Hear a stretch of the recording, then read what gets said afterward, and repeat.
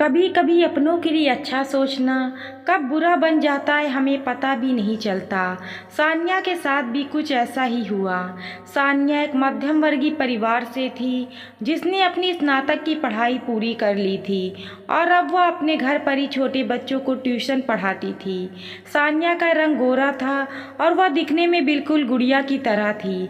सान्या के माता पिता उसकी शादी के लिए एक अच्छे लड़के की तलाश कर रहे थे। तभी सान्या के मामा एक लड़के के बारे में बताती हैं।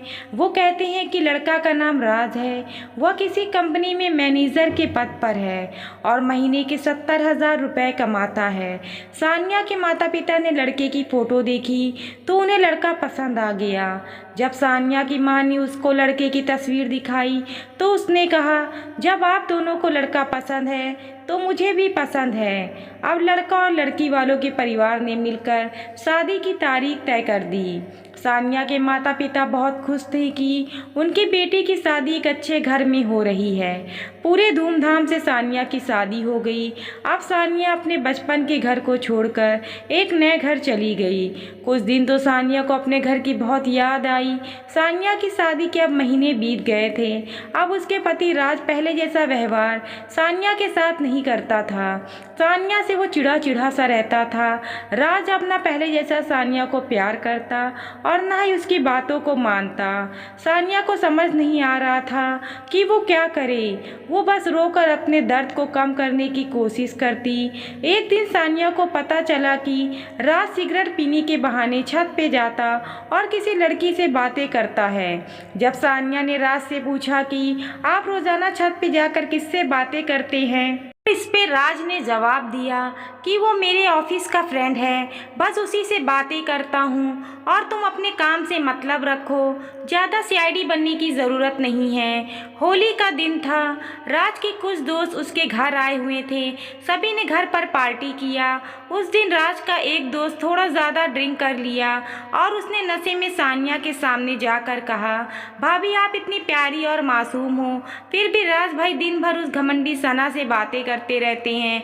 लगता है कि आप राज भाई का सही से ख्याल नहीं रखते। ये सुनकर सान्या का शक अब हकीकत बन चुका था। अगली सुबह जब सान्या ने राहुल से पूछा कि ये सना कौन है और क्या लगती है आपकी, राज, मैं तुम्हें क्यों बताऊं? सान्या, मैं बीवी हूँ आपकी। राज, देखो तुमसे पहले वो मेरी लाइफ में आई। सानिया, तो फिर मुझसे शादी क्यों किया? राज, बस तुम अच्छी लगी इसलिए शादी कर लिया।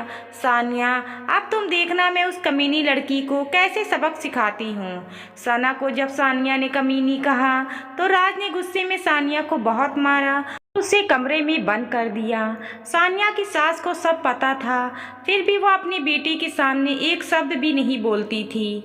शाम को जब राज आया तब उसने रूम का दरवाज़ा खोला।